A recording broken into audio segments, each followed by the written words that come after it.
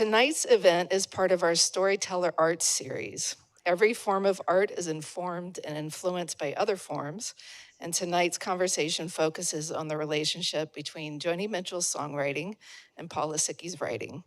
To read his prose is to read a form of music. You'll hear it when you hear him read soon. He is the author of the novels The Burning House and Famous Builder, the memoirs The Narrow Door, Later, and tonight's book, Songs So Wild and Blue, My Life with the Music of Joni Mitchell. It's my pleasure to introduce Paul, along with our fabulous moderator, Ricky Ian Gordon, fellow Joni fan, opera composer, and author of Seeing Through, a memoir of sex, drugs, and opera. Please give them a very warm welcome to the stage.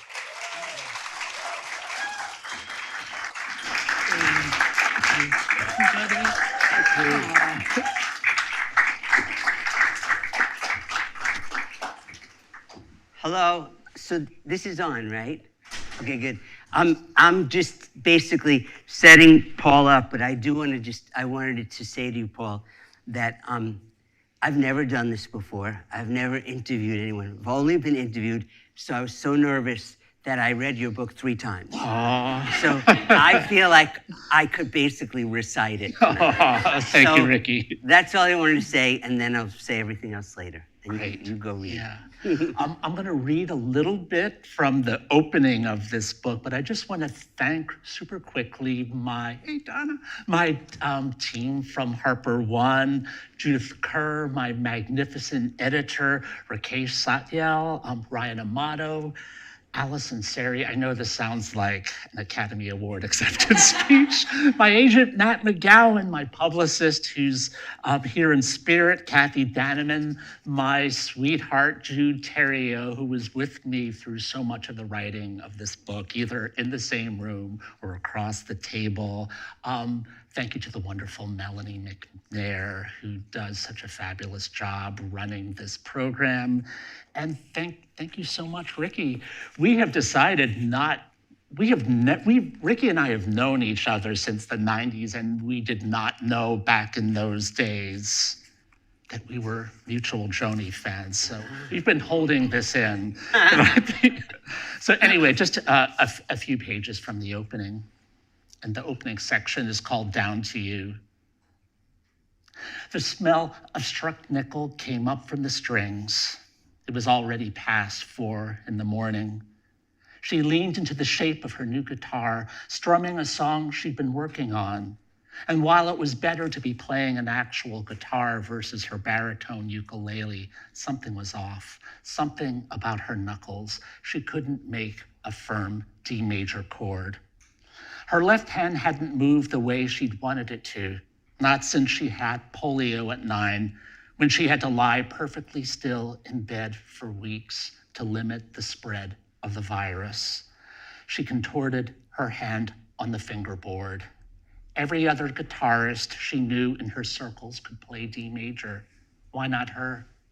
She looked out the window of her Detroit apartment and imagined the voice of her mother, who liked to call her a quitter. The trick was to say no to the face that had mixed up love with control. Where was that face when she reached for the tuning peg and twisted it beyond the expected rotation?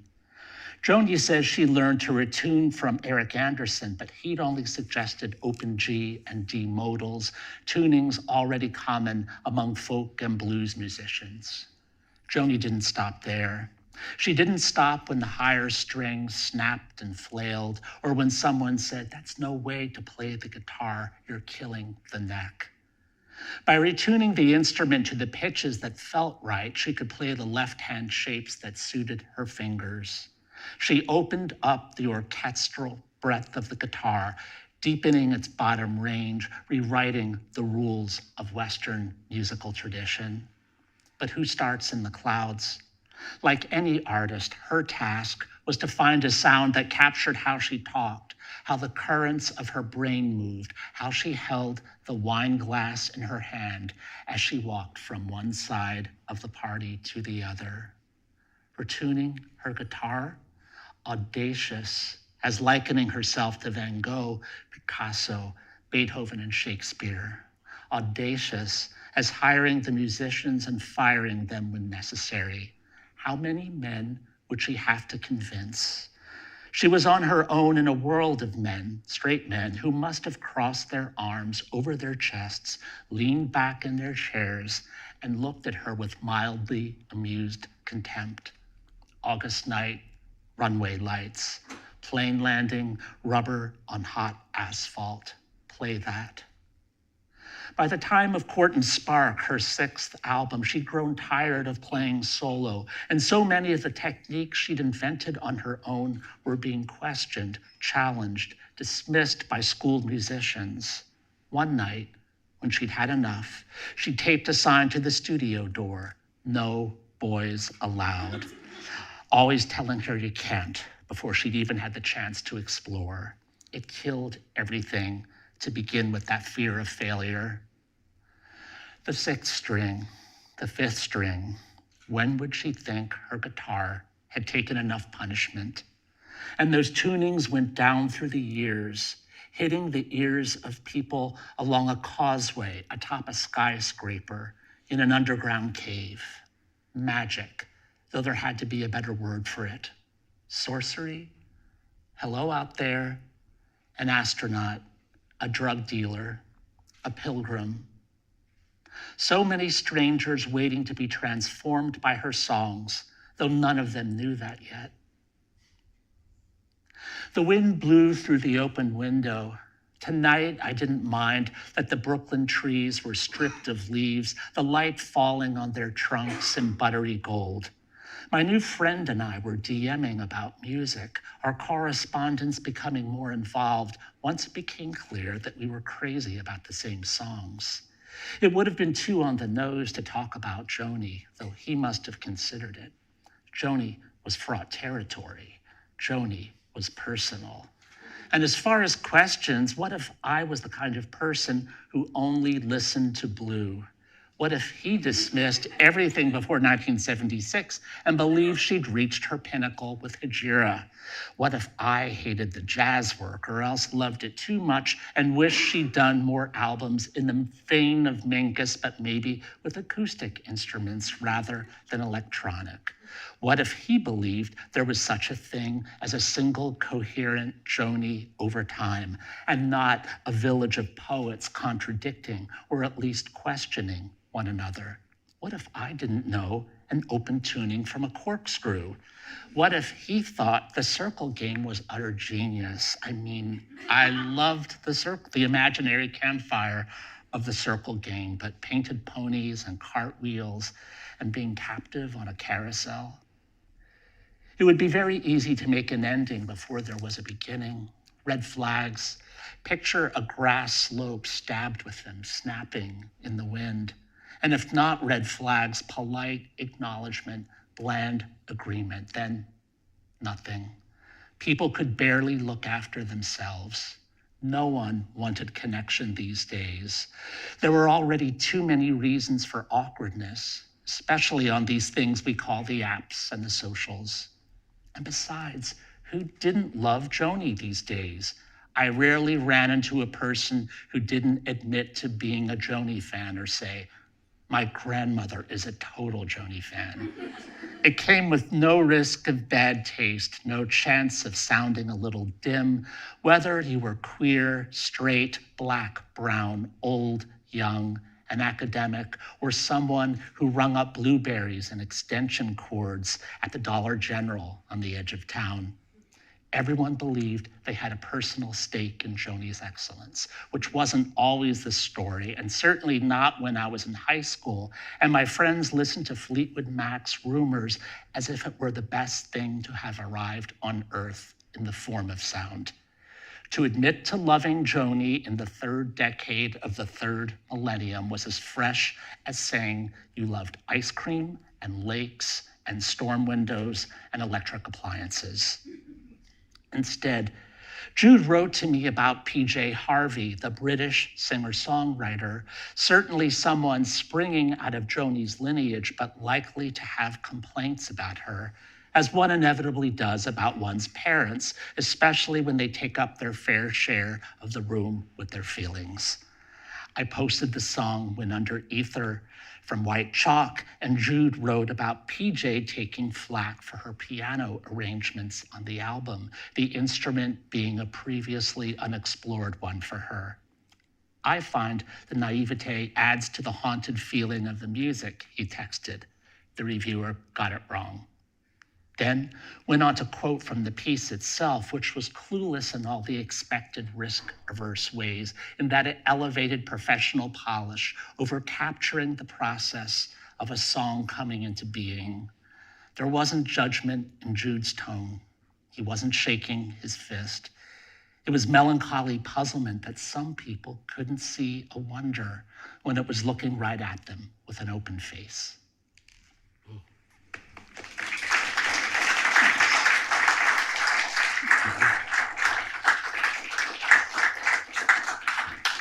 Bravo. Thanks, Ricky. So I didn't know until we were upstairs that Paul wanted to start by reading. So I had already picked a paragraph that I wanted him to start the reading with. And may I give it to you to just read this one paragraph, Paul? All right, so it starts, I'd wanted. Oh, okay. All right? I hope I can do it. I'd wanted to give to others what Joni had given to me, which was more than a sequence of brilliant albums.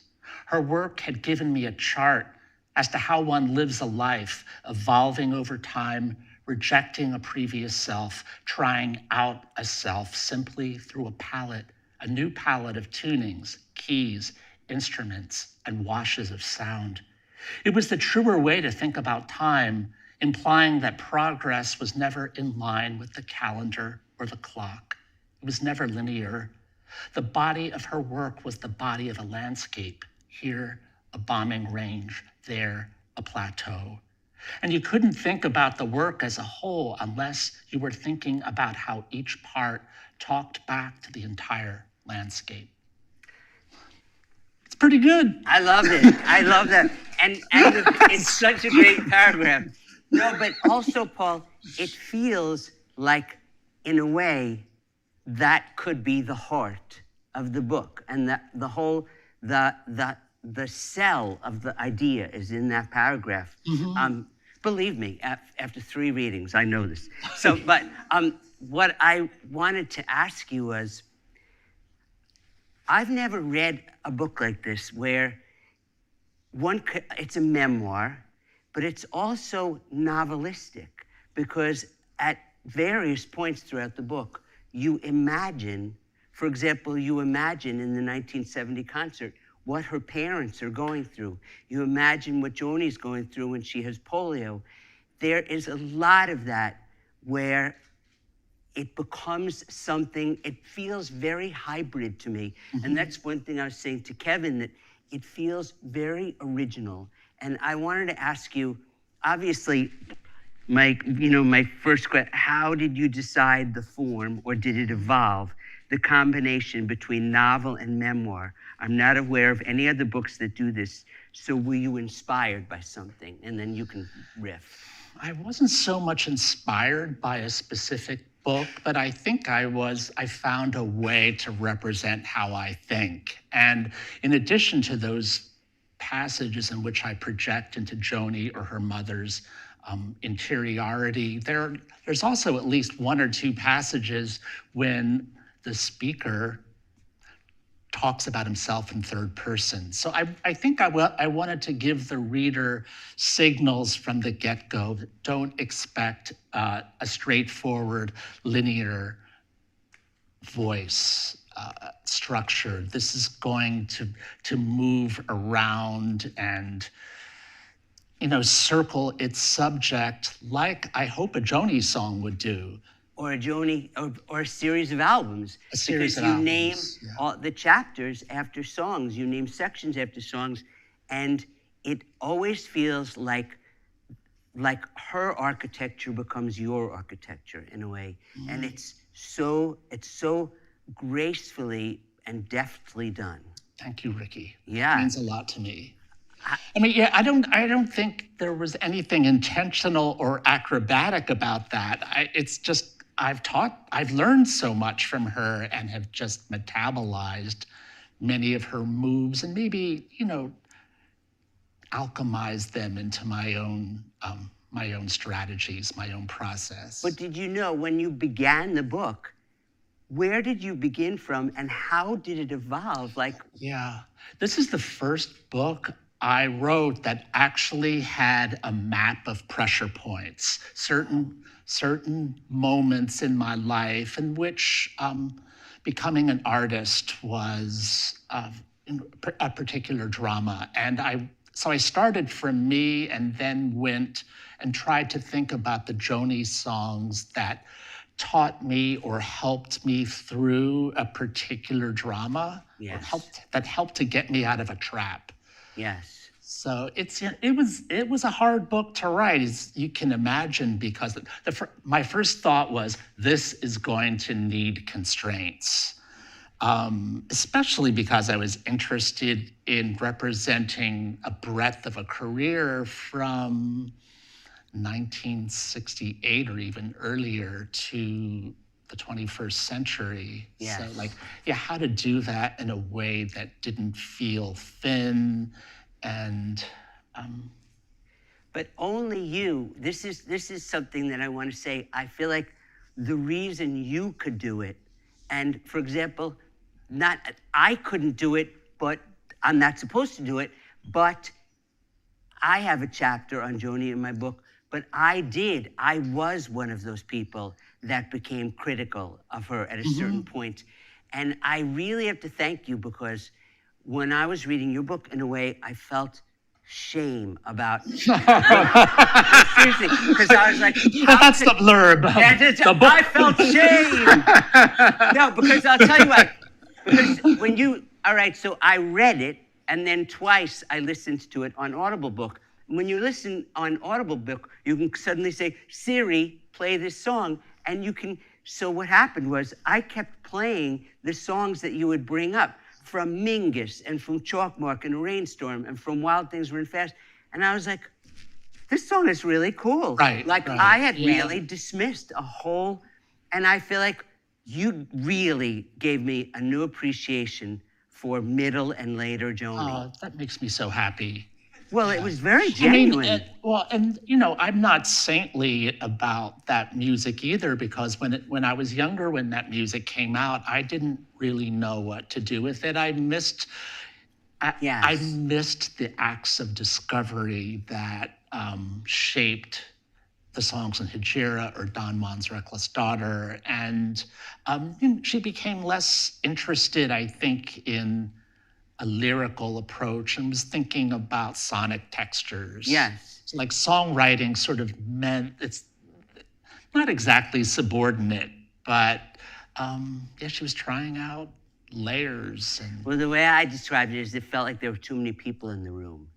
I think so. Right? Yeah. But today, just to say this, but today, you had one section where you decided to name, I don't know, 6 songs you didn't like and that you've tried. I hope Joni's not listening. No, but the truth is, I feel like you came to terms with those songs. So today I listened to them and heard them with very fresh ears. They're good.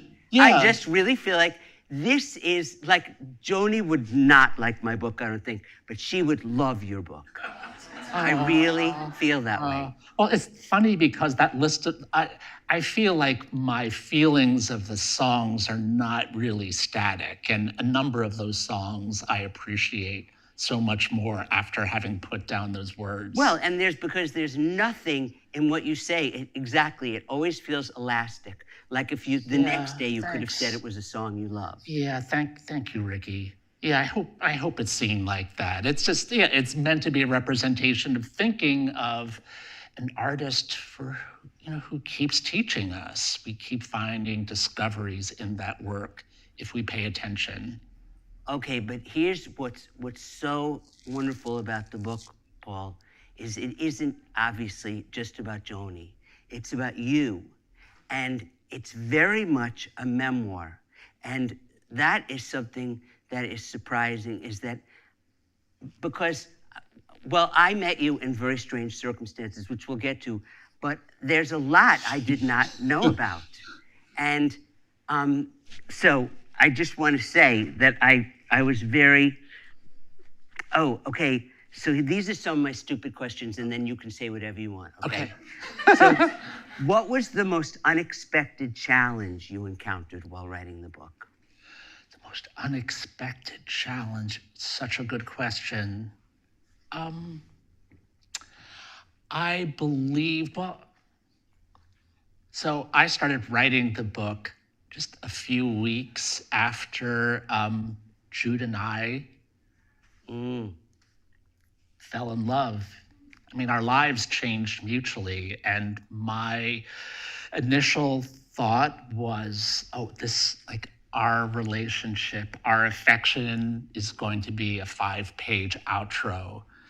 And it became clear that the story that began in childhood was not a very satisfying way to open. So I thought, well, there needs to be a prologue. And then the prologue became metabolized into the book, and I think it did a lot to change the book. So it's not only the story of love for Joni's music, it's the story of my love for Jude. It's a story of my love for several mentors who have taught me things over the course of my life, from old friends to exes to animals. And yes, it feels like a book. The book is about an emergence.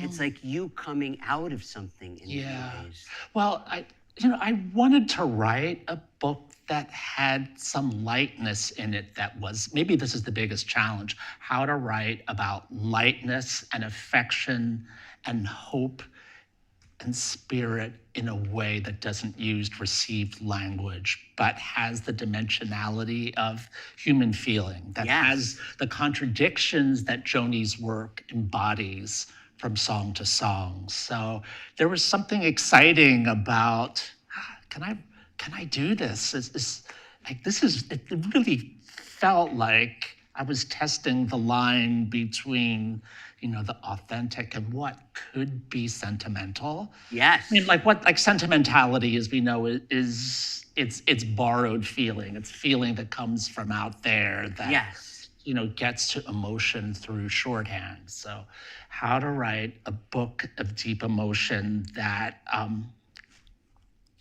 felt like it could touch the reader's nerves.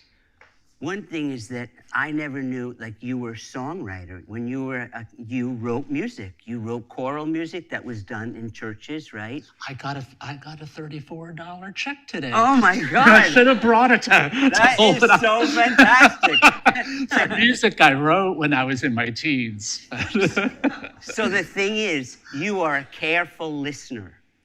And so every time you describe one of her songs, you describe them beautifully. But since you mentioned Jude, I really wanted you to talk about how you guys met and the musical moment that sort of cemented your relationship. I wasn't going to ask that, but it's such a beautiful thing in the book. Is that okay? Yeah. We became friends through Instagrams. I think you probably could have inferred through that passage. And Jude asked me, I had actually posted, as I just read, a PJ Harvey song.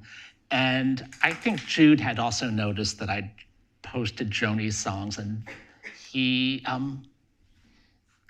said those words that I quoted. And then very quickly we started talking very deeply and seriously about Joni. And it was clear that we shared the same enthusiasm for the work, but also that the work had taught us something about how to live, how to be attuned to one's body, how to take what others might see as a weakness and reliability and turn it into a strength. He also respected the eccentricity at the heart of the music's vocabulary. And he also serenaded you. He serenaded me. The first that he sent me a little lecture about the form of what was down to you, right? Right.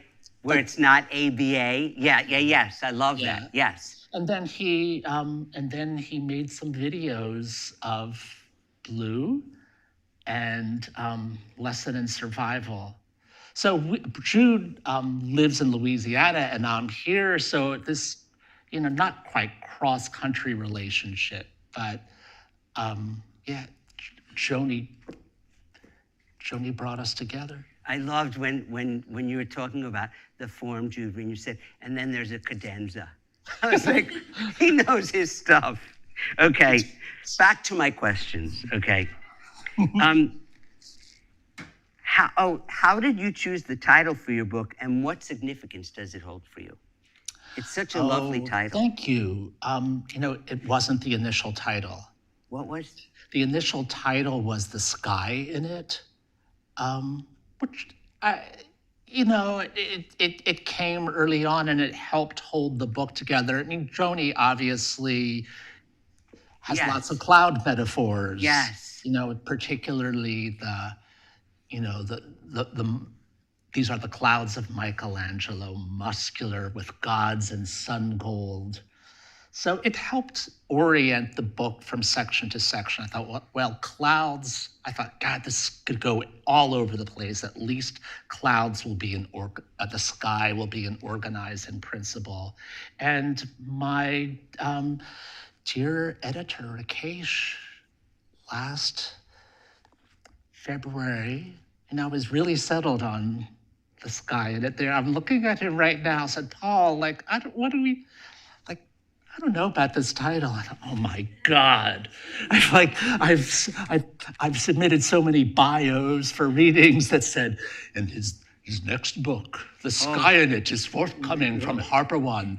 And so, but he was absolutely right. And he was really gentle about leading me to find my way into the book. So it's perfect. It is perfect. Yeah. I did it I thought of it in a really terrible Airbnb in Philadelphia for some reason. What made you how? We needed to come up with something quickly, and that's where I happened to be when Rakesh wrote to me. And so in some weird way, that place is sort of fused with that challenge. But I thought, okay, it has to be something from Amelia. And I'm not. It sounded it ends right. With Blue. Yes. There's Wild is in it and Blue is in it. Yeah. It still feels like if you threw some of her titles out there, it somehow makes perfect sense in the reading of the book. And it sort of, I think, fuses different parts of her career, Wild and Blue. And I think in some way, Wild and Blue does conjure up the sky, right? Yes. In a less direct way. Yes. Because that's what I think. I think the first title is beautiful, but this title is perfect. Thank you. Well, I'm very happy to hear that. Okay. Paul, one thing I want to say is, if we had grown up together, oh my God. Because I really have not ever had this experience, Paul. Like you should see my annotated version, because I made him send me a version that I could mark up online. It's just basically all red. I just couldn't believe how much we had in common as kids. There's even more, because you grew up in Island Park in marshes. Yes. By the water. And I didn't put very much of that in this book. I mean, of myself. I grew up, we had a summer house, a really small summer house at the Jersey Shore, in which I pretty much lived in the water. I mean, the house was, the crawl space was always flooded. Crawl space? We even had a crawl space. You couldn't, this is probably TMI, you couldn't flush at high tide. Oh my God. But I loved being so close and in the water practically, and the sound of Phragmites. And the smell. The smell, bay mud. Yeah. Man, so. Yes. Yeah, I think that Island Park does so much to anchor your book in an emotional space. Totally. So, I think, I would put more of the marsh in there, but I wanted to write about places like Iowa City or Provincetown or Fire Island that I hadn't. Which was great. But there's even a thing where you talk about your mother being on the other side of the wall when you're at the piano, like that was my whole life. Like the piano was here, and then there was the kitchen, and then wall. And it was like, I knew whenever I played that my mother would say, very pretty. And that was and that's why the first time I got a bad review, I was like, wait, that was very pretty. You know what I mean? Yeah. I mean, interestingly, my mom was really low key. Everyone in the household was low key around playing the piano through the major throughway of our house, and it didn't feel pressurized. Well, it felt like you could do whatever you wanted. You could make noise whenever you wanted to. Yeah, and it was thought of with it felt welcome. Yes. But it didn't have expectations around it so much, and that was significant. Like, well, yeah, what a lucky way for a young creative person to develop, to like play among others and not have, the pressure of succeeding, getting everything right. Oh, is the world ever going to hear your music? Like that now people are going to want to know. Ricky, they're out there. I got that $38 check. If you go on YouTube, yes. Okay. But it's like super simple church music that's meant to be sung by a congregation. I mean, I shouldn't mock it. It's like it creates community. Yeah. Yeah. I love that you did that. Thanks. By the way, just tell the audience, because we mentioned your mother, just tell them the story about For the Roses. It's just such a beautiful story. Oh, I had been playing For the Roses, Joni's 5th album? It's right after Blue. Fifth album throughout high school. And I didn't think my mother was a huge fan of Joni. I didn't think she was paying attention. And I left for school one day and came back home to find she had been sewing a forest green velour outfit for me that resembled the cover of For the Roses. It was really, but I was too immature. I wasn't grown enough to appreciate it. I thought, like she wants me to be Joni? I want to be myself. Like I felt like such an existential drama. Like, how do I be myself as it was perfect. I had no self. It was perfect. I know, and she said, well, you can be Joni. No. But it was such a loving act. And I had this story about my mother making me a poncho. Yes. And I would I was like, this is really girly, but I didn't tell her that. Okay, how did you research the book? And you're an expert on you, but how did you research the rest of the book? Like, how did you learn all that about Joni, including, or did you make it all up? No, it's all tethered to facts. I mean, I've been a faithful reader of that website. That website I don't even know about that. Oh, everyone has to go to the website. Everything is on it. It's meticulous. It's a huge archive. And it was started by a man in the 90s named Wally Brees, who he's no longer with us. But I think that website did a lot to just wake up her legacy. He's not gotten the credit he was due. I mean, the tributes started to come after that website developed over time. So they put everything on there, articles all the way back. All of the tunings are up there, piano scores. Say the name of the website. Oh, it's jonimitchell.com. Yeah. Oh my God. Yeah. I will totally check it out. It's such a labor of love, and it's accessible and friendly and very welcoming.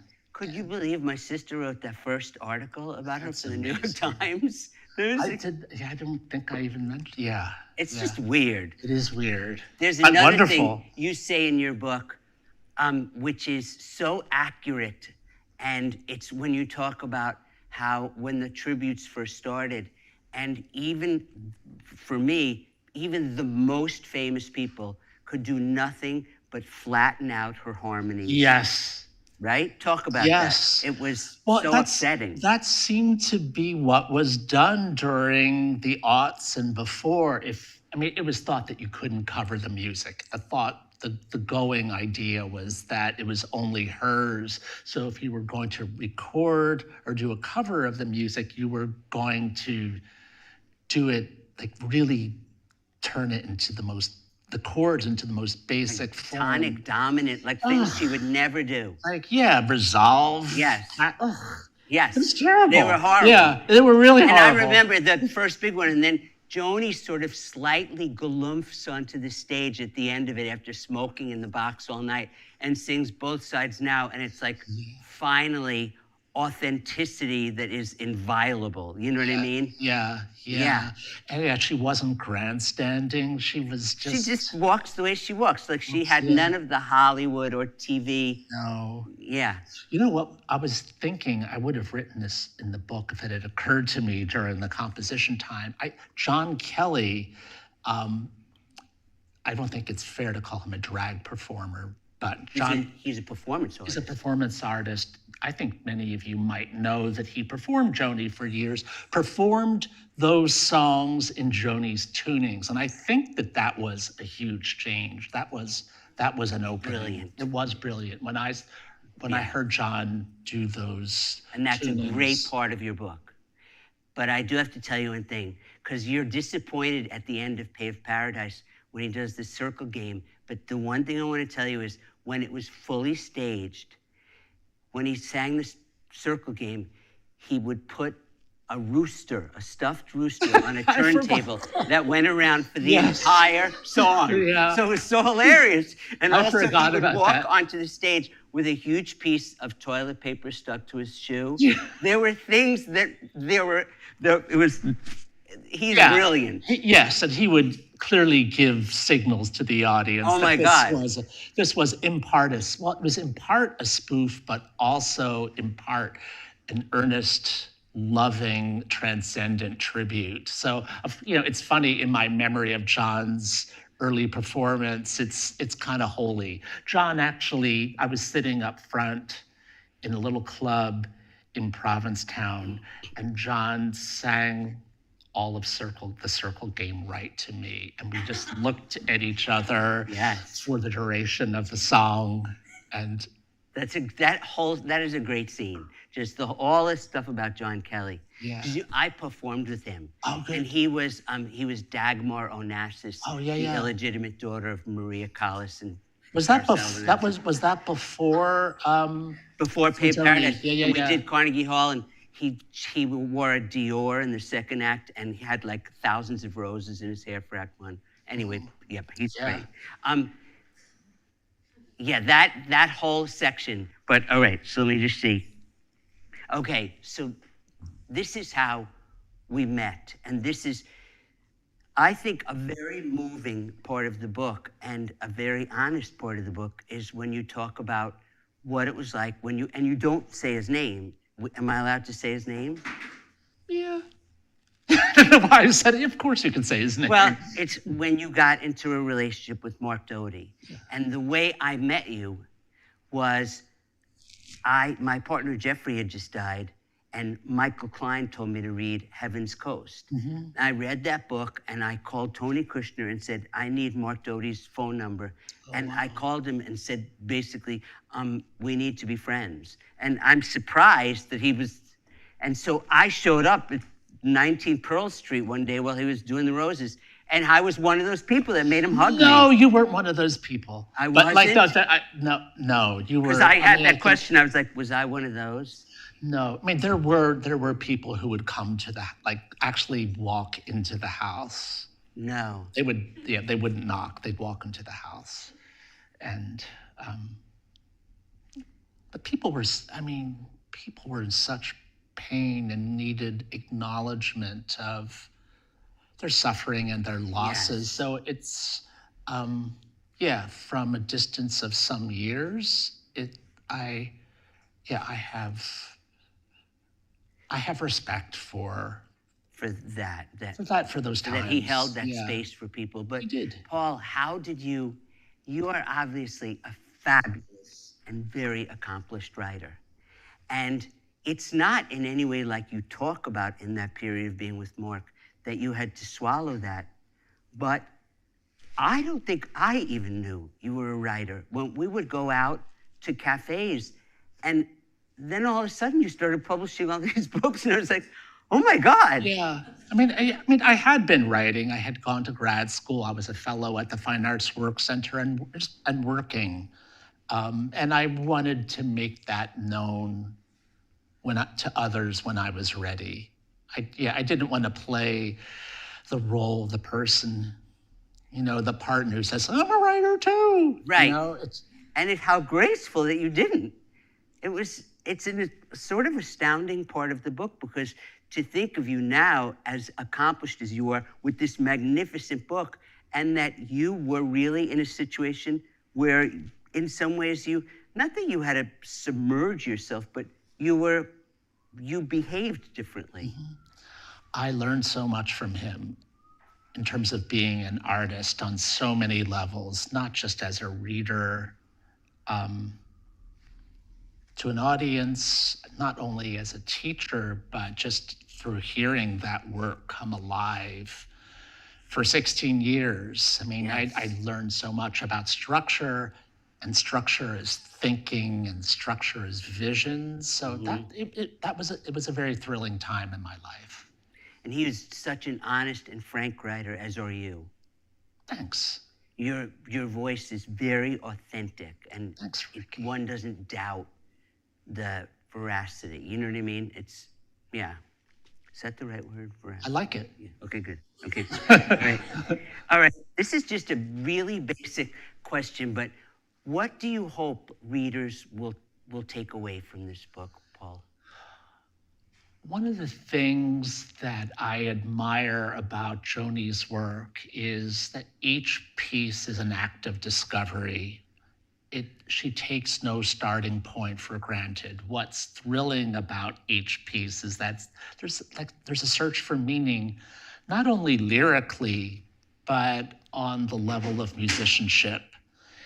And I think that has so much to teach us in a time when we're being handed scripts through, I don't want to be a curmudgeon about AI, but we're being handed by scripts right and left, and told that there's a received way to express a greeting or an announcement.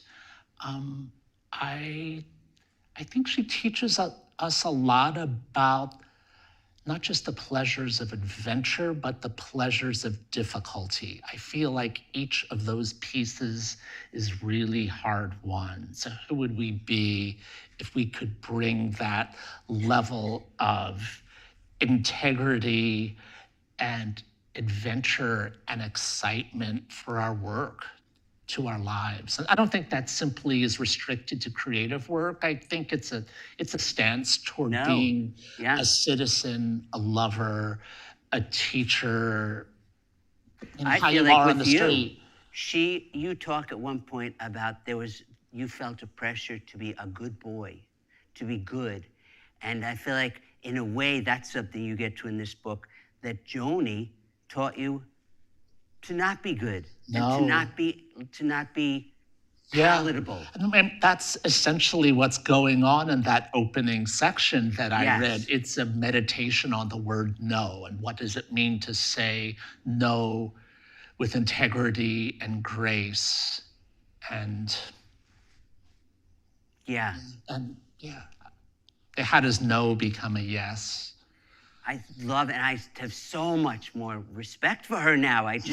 She's wonderful. Yes, but you know, she really is. I made her a dress. I this really is the best did. story. You have to hear this. No, but I did. You were her pen pal. Because my sister had written about her for the Times, and she said, and I was a little boy, and she said, you have to hear this songwriter, and I became obsessed with her. I started writing to her. She wrote back. And then for that 1970 concert, I made her a dress. and gave it to her on stage, and she was like, Ricky Gordon, my old pen pal. But this is about him. But it was intense, and that letter is over my piano. I mean, I've never met anyone like you. Like, that's the problem, is I just want them to go away, and then I want to talk for 5 days, like straight. You know what I mean? There's just so much.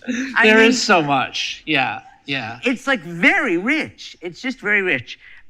So at one point, I just had to write down like cues from your book, like just 1,000 words. But one I want to say is there a song that you didn't mention? Like for me, there's one song you didn't mention that I never hear anyone talk about that I think is one of the most beautiful songs. This is so good because I actually got an email from John Kelly today because we're doing an event together this summer. And he said, Paul, I'm doing 2 Gray Rooms for the first time. And I think 2 Gray Rooms might get a brief mention in the book. But I've got to mention today.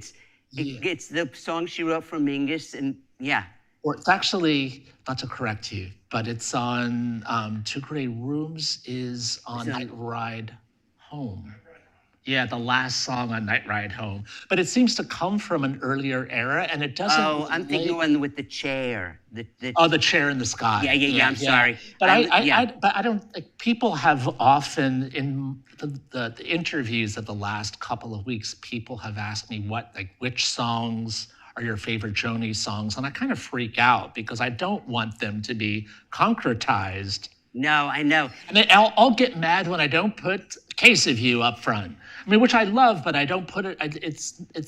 I don't know. I think that's the Joni in me. I get a little stubborn about what I'm supposed to like because it's so obvious. Yeah, but I have not talked. I actually told this to John. I have not talked enough about 2 Gray Rooms. Well, now I know 2 Gray Rooms because I listened to both of them today. I'm glad it's 2 Gray Rooms because the one about the chair is practically 12 tone. The one on I was like, how is he going to do that? Yeah, when she, yeah. That's her song. She's entering Charles Mingus's consciousness in his final days. Yes. Okay, can I tell you one song I think is exquisite that no one ever talks about? And if I had to, because today I was reading the book, and at one point you mentioned Robert Creeley and Mae Swenson, which were 2 of the poets I first set to music when I was in college. And Robert Creeley I knew. And he at one point asked me to do a program about Stephen Sondheim as a poet. Oh, wow. So I wrote an essay on Stephen Sondheim as a poet. But if I had ever written an essay on Joni Mitchell as a poet, it's a really simple song that I think is one of the most beautiful lyrics she ever wrote. And it's Blue Boy. Blue Boy is from Ladies of the Canyon. From Ladies of the Canyon. And the first line, lady called the Blue Boy love. She took him home, made himself an idol, yes. So he turned to stone. Yeah. Is that the one in which he gives his seed to her? Sometimes in the evening, he would read to her, in his arms. A little controversial. Yes, I know. I think I heard that as a kid. I went, oh my goodness. Oh my God, I know. But then at the end, she turns to stone and joins him. Yes. Right? Yeah. It's stunning. It's stunning, but it's also an outlier in its myth making. It's not realism. So many of her songs really do operate from realism, and they're interested in directness versus myth making. But you talk about a lot of you have a history of infatuation, right? At one point you were going to write a book about your infatuations, or did you? A book centered on infatuations when you were young? I feel like that was just the word infatuation came up today. And that's what I was thinking. I was thinking that book, that song for me is about obsession. Yeah. I mean, she's never felt like, I think of infatuation, it suggests trouble, like a little spur. And she's never given me trouble. You know, I meant infatuations with when you were like for other people, not with Joni. Okay. No. Yeah. Like childhood infatuations. Mm-hmm. I was writing something like that? I swear I thought you said that at one point you thought about it. Oh, I think that's Famous Builder. Yeah, that's it. Yeah. That's it. Yes. That's my second book. Yes. Okay. All right, good. Yeah, I'm glad I wasn't thanks. wrong. You know my work better than I do. Come on, Paul. I'm a fan. Aw, Um, I'm a fan of yours. oh, well, that is awfully nice of you. What? Do you think Joni's like harmonic textures have influenced your work? I've thought a lot about how your songs just like move harmonically, move surprisingly, but in a kind of organic way. And they're not often rooted in They're a not. single key. And that feels like you internalized. Okay, well, some here's a lessons. major thing. I'm not really trained. Like, if you asked me what a Neapolitan sixth chord was, I don't know. Mhm. So the way, when you talk about how Joni coming up with her tunings, I came up with a way to be a composer. Like, no one taught me. And so that is, I feel a kinship with her. That in autodidact. Yes, exactly. And sometimes I'd say idiot savant for me in my case. But so the idea that coming up with one's own musical language out of necessity and that being dangerous and exciting. I mean, that's what the thing about this book, and I was saying this to Kevin today, is it feels very necessary, and yet a part of me is like, necessary, but why now? But why not now? It's exactly what we need. Like someone who is so true to herself at a time when everything is artificial and everything is a lie. Right, right. You know? That's really beautifully said. And the work is always written out of the deepest belief in art, and like art being the thing that connects us and holds us together in time and space. Yes. Well, Paul, we have to ask the audience questions. We're 5 minutes late. Yeah. Okay. So this is the time when you guys can ask questions. And Paul, you pick on them. Okay. Let's see. Yes. I'm so happy to see everyone. Now looking at faces. Thank you so much for coming out in this monsoon. Hi, I'm Vipassana. Hi, it's nice to meet you. Yeah, nice to meet you too. Yay. So I think one of the hard things about Joni as a topic is I'm so tempted to tell you my whole life story now, but I'm not gonna do it. Something that you said about the challenge of writing a book with lightness. I think that has felt like very alive for me in my writing as well. It feels like such an integral part of love. I always joke with my partner and say, no one can ever write a book about us because it's too pleasant. And I'm curious, how you approach that. You said it was a challenge, if you could speak a little bit more to that. And also with things as expansive as a mentor you love or an artist you love or just love in general, I have experienced this sort of like, I want to write about everything. And you mentioned having constraints.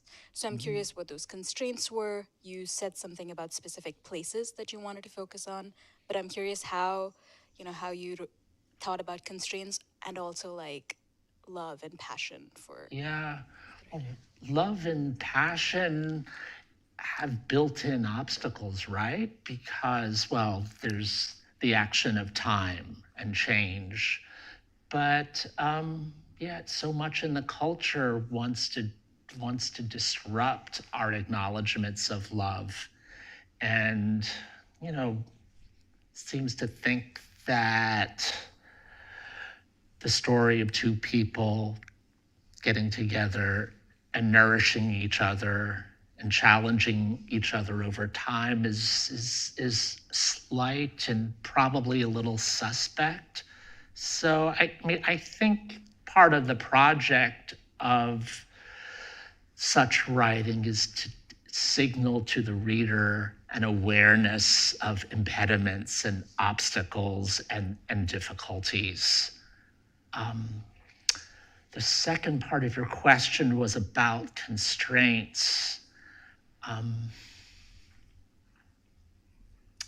Could you say a little bit more about constraint? That's not, it's interesting. It's not a term I used until recently when I started teaching the work of some writers who actively use constraints in their work. I remember, I don't know if anyone knows the fiction of Susan Steinberg, whom I've taught to my students, a West Coast experimental writer who actively talks about constraints. That's where her work starts.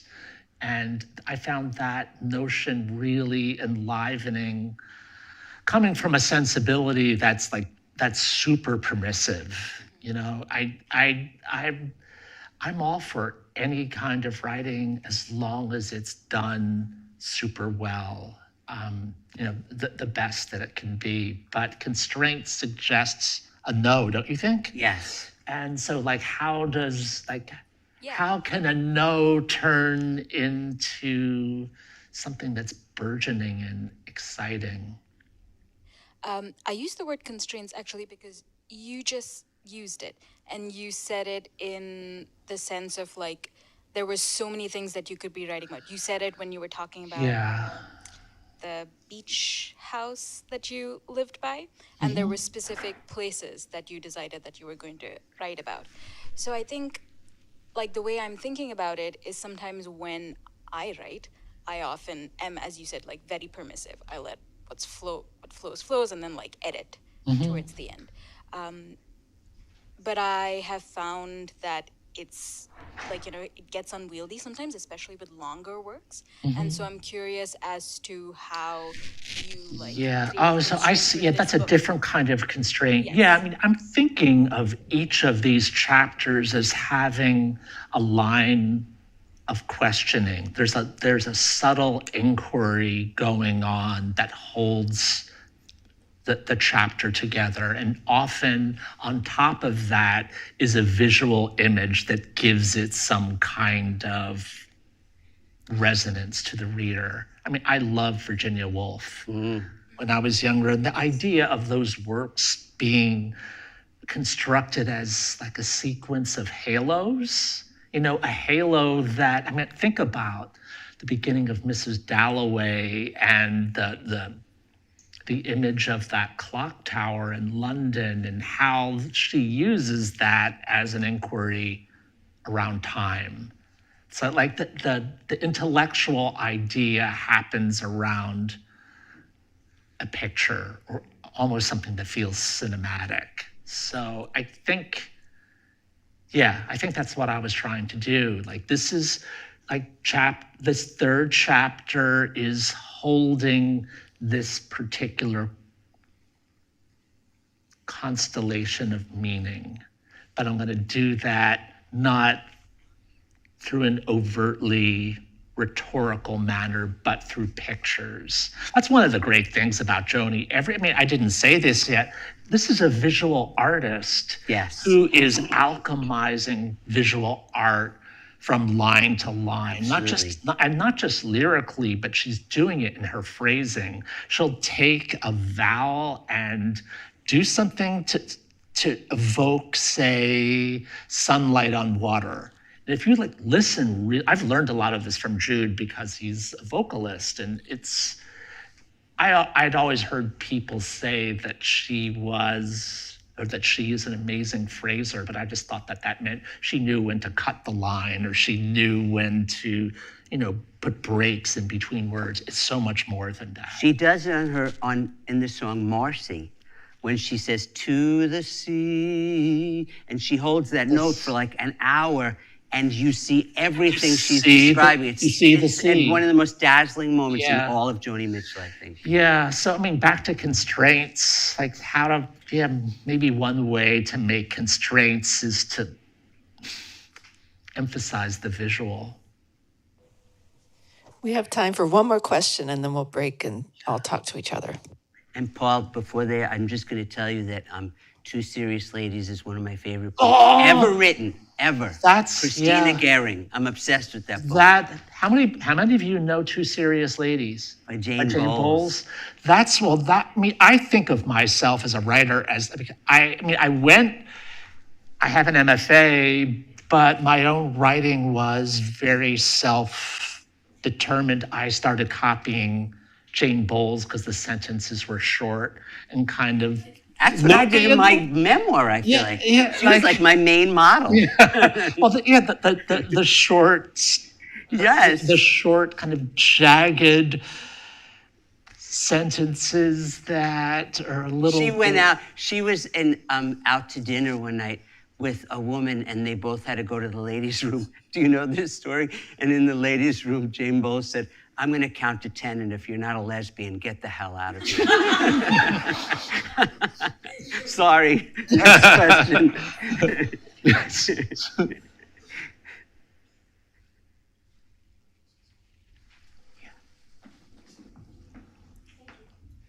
Hi, I'm Morgan. Nice to meet you guys. I was wondering, have you ever seen Joni live? And I if have not, seen Joni live amazing. 4 When? times.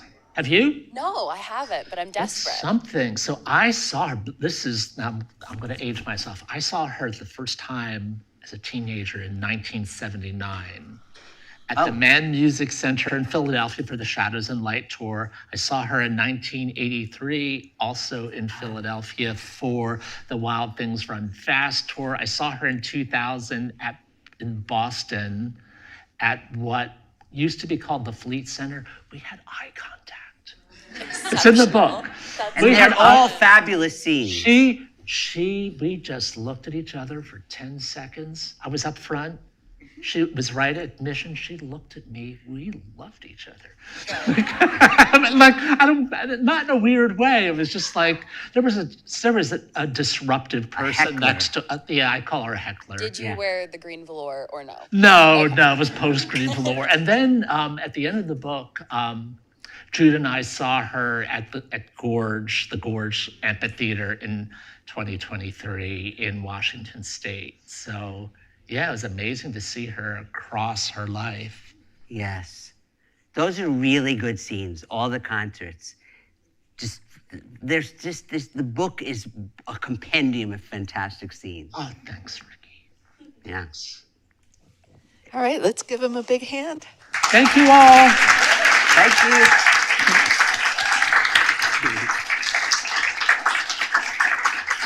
All right. Please make your way to the bookstore and buy the books, and Paul's is going to be on the other side of this wall right here. Stick around and chat. Thanks. Thank you so much. I'm so